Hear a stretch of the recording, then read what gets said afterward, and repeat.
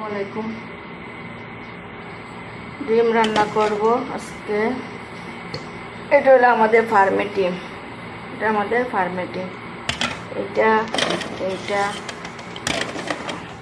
এগুলি কেনা। এখন ফার্মের ডিম বেশি হয় না, সব আগের মুরগি, পুরানো মুরগি মারা গেছে, তারপরে খাওয়া হয়ে গেছে। এখন হলো নতুন আনছে, তো এখনও বেশি বেশি পারে না, 4-5টা।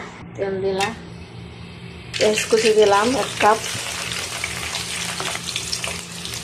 হলুদ দিলাম তেলের মধ্যে। ঠিক গেছে ওগুলা 7 চামচ তেলে সেটা হচ্ছে। মাত্র হলুদ দিলে কালার সুন্দর হবে। মশলা দিলাম, হলুদ, মরিচ, ধনিয়া, জিরা মশলা। আমার ডিম বোনা হয়ে গেছে, কালারটা সুন্দর আসছে।